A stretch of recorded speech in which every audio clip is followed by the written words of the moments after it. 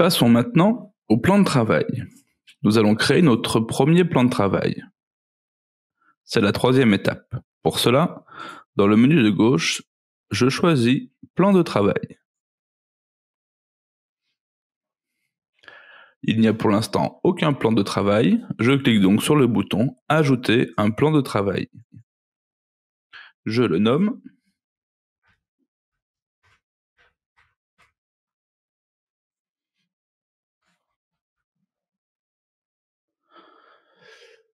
Nous avons créé le plan de travail 1. Ajoutons maintenant un premier exercice. Je clique sur le bouton Ajouter un exercice. J'arrive sur une des pages centrales de classe numérique. C'est là que je vais pouvoir chercher un exercice. Dans un premier temps, je peux chercher dans les exercices qui existent parmi tous ceux partagés par la communauté.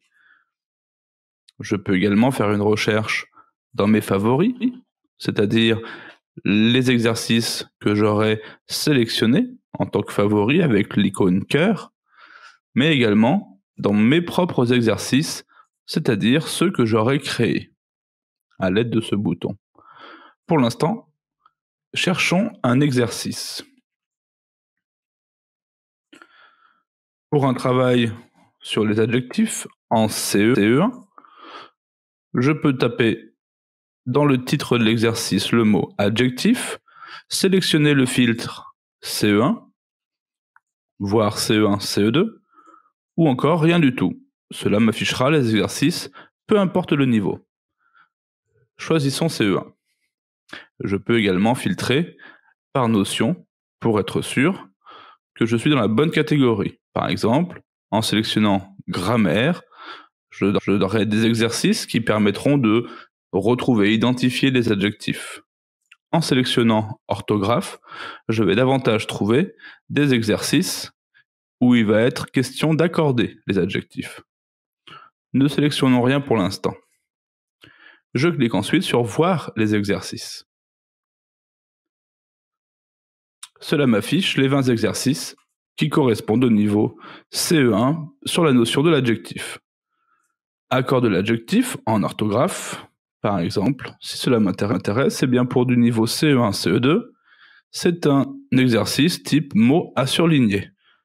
Je vais donc soit le mettre dans mes favoris pour plus tard, soit directement l'ajouter à mon plan de travail avec le bouton plus. Je peux maintenant continuer en cherchant en mathématiques un autre exercice. Ne tapons pas par exemple de filtre par titre, simplement CE1 et puis allons en mathématiques.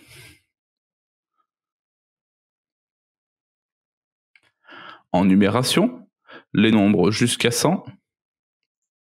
C'est parti. Nous retrouvons 69 exercices correspondants avec différentes choses. Imaginons que j'en ajoute un deuxième. J'ajoute avec le bouton plus. Une fois que ma sélection est terminée, je peux directement retourner à mon plan de travail. Je vois que dans mon plan de travail 1, j'ai maintenant 2 exercices que je peux par exemple renommer si je le souhaite. Directement en cliquant sur le crayon. Je peux toujours le mettre en favori pour plus tard. Et je vais ensuite pouvoir affecter un groupe à ce plan de travail. Pour l'instant, j'ai 2 groupes, CE1, CE2. Je peux le mettre chez les CE1, voire sur les 2 niveaux. Quand c'est fait, je peux maintenant ouvrir le plan de travail. Par défaut, il est fermé, les élèves n'y ont pas accès. Quand il est prêt et terminé, je clique sur ce bouton. Voilà, mon premier plan de travail est créé.